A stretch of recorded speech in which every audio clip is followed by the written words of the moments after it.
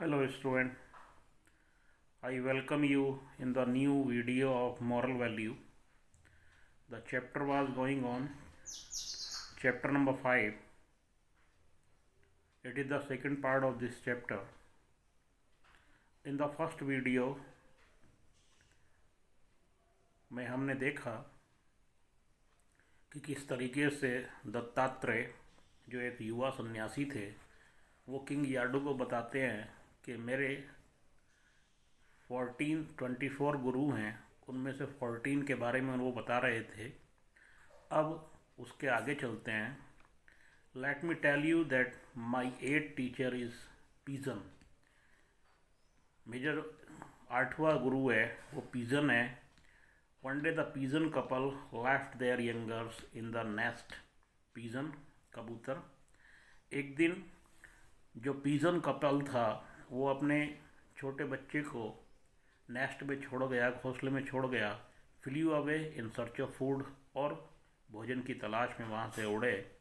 When they return to their nest they found their children caught on a fowler net. उन्होंने उस बच्चे को देखा कि वो जाल में फंसा हुआ है। The mother pigeon rush to their rescue and she also trapped. जो मदर पीजन थी, कबूतर, जो उस कबूतर बच्चे की माँ थी, उसने उसको रेस्क्यू करने की कोशिश किया, बचाने की कोशिश किया। The father bird also made the same fate. और फादर ने भी यही काम किया, वो खुद जाल में पहुंच गए। The pigeons lost their lifes. The parents lost their lifes because of their attachment and ignorance. जो पेरेंट थे, वो जो कबूतर और कबूतरी थे, उन दोनों ने अपना जीवन गंवा दिया, इसलिए क्योंकि उन्हें अपने बच्चे से ज़्यादा अटैचमेंट था, लगाव था, मोह था, और इग्नोरेंस था। इग्नोरेंस अज्ञानता। I learn from them that attachment is the root cause of most of our suffering. मैंने उससे ये सीखा कि हमें जीवन में जितनी कठिनाइयाँ और परेशानियाँ उठानी पड़ती हैं, उनका एक कारण अटैचमेंट है, लगाव, जिसे मोह कहते हैं। माई 9th गुरु इज़ पाइथन और dragon which Yeats what ever come it's way and remain contented. मेरा जो 9वां गुरु है वो पाइथन है, अजगर, सांप। वो उसके पास जो कुछ भी आता है वो उसको खा लेता है और वहीं पे रहता है। I also satisfy my hunger with what ever little I God and thank God. तो मैं अपनी भूख को मिटा लेता हूँ, जो कुछ भी मुझे थोड़ा बहुत मिलता है मैं ज़्यादा उसके लिए प्रयत्न नहीं करता। माई 10th Guru is the ocean. मेरा 10वां गुरु ओशियन है, सागर है, महा समुद्र है। Which quietly accommodate all the river flowing into it. जो सारी नदियों को अपने अंदर समा लेता है, जो भी नदियों का पानी उसमें आकर के मिल जाता है। It's water level neither rises in monsoon nor gases down in summer. ना तो समुद्र का पानी मानसून के समय जब बरसात होती है तो बढ़ता है, और ना ही समर में वो सूखता है। It has taught me to remain cheerful. इसने मुझे सिखाया कि हमेशा प्रसन्न रहो, सीरियस रहो एंड डिसिप्लिन रहो। डिसिप्लिन, अनुशासन में रहो। Nothing makes me over joyed और वेरी सैड। ना तो मुझे कोई चीज़ बहुत ज़्यादा खुशी प्रदान कर सकती है, हर्षोल्लास बहुत ज़्यादा, और ना ही मुझे दुखी कर सकती है। माई 11th teacher is little moth with fleas round the lamp. मेरा जो 11वां गुरु है वो छोटा सा जो मोथ होता है, जो रोशनी के ऊपर उड़ता है। Attract by the beauty of the flame. जो जलती हुई लो से अट्रैक्ट हो जाता है। ही ट्राइज टू एम्ब्रेस हर। वो उसको एम्ब्रेस करने की कोशिश करता है उस लो में। This mad love proves fatal for him. और उसका जो मैड पागलपन है, जो उसका जो प्यार है उस लो के लिए, वही उसको ख़त्म कर देता है। I have learn from moth example not to be fascinated by beauty. के सुंदरता के चक्कर में ज़्यादा पढ़ना नहीं चाहिए, ज़्यादा उससे लगाव होना नहीं चाहिए, but to keep my senses under control.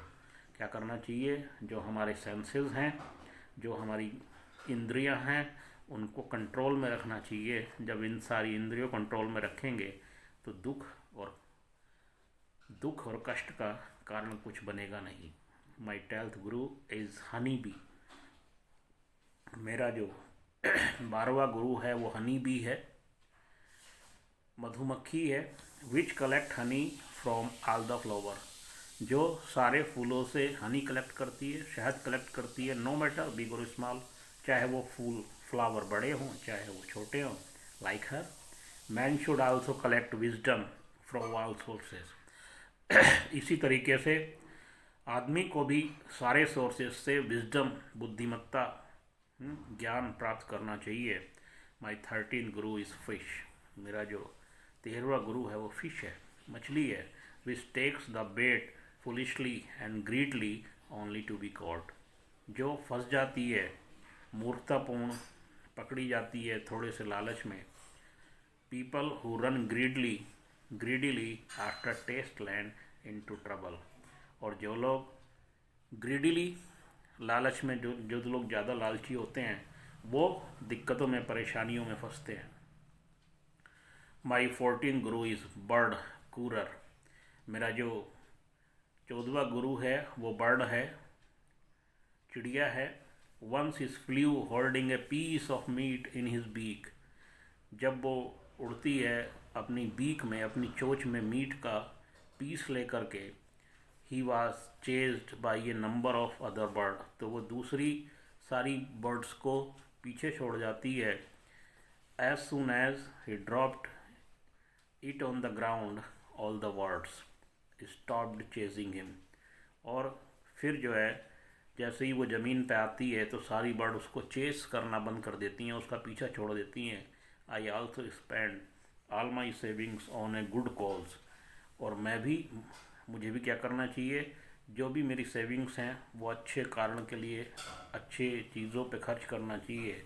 And remain free from fear of enemies, और जो शत्रुओं का डर है उससे हमेशा फ्री रहूं। अगर मैं अपना धन अच्छे कामों के लिए खर्च करूंगा तो मेरे पास ज़्यादा धन बचेगा नहीं, तो मुझे कोई दिक्कत आएगी नहीं।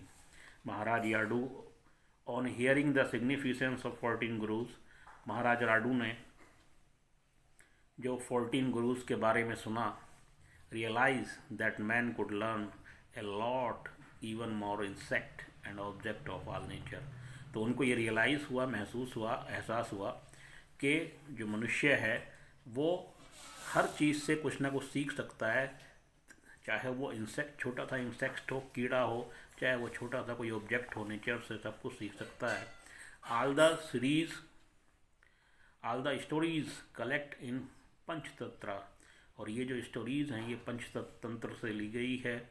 And Hitopadesha have birds and animals as major character, every story has a message, हर स्टोरी का अपना मैसेज है एंड मॉरल है। We learn valuable lesson from their example, और हमें इन एग्जाम्पल से कुछ सीखना चाहिए। इट मीन्स इस चैप्टर में ये बताने की कोशिश की गई है कि मनुष्य को भ्रम में नहीं पड़ना चाहिए, लालच में नहीं पड़ना चाहिए, अपनी इंद्रियों पे नियंत्रण करना चाहिए, और नेचर में जो भी चीज़ें हैं, चाहे बर्ड्स हैं, एनिमल है, कुछ भी है, अर्थ, मून, सन, हर किसी से कुछ ना कुछ शिक्षा, हर किसी से कुछ ना कुछ ग्रहण किया जा सकता है और अपने जीवन को सही तरीके से जिया जा सकता है, ये बताने का प्रयास किया गया है। Now the chapter is completed. Thank you.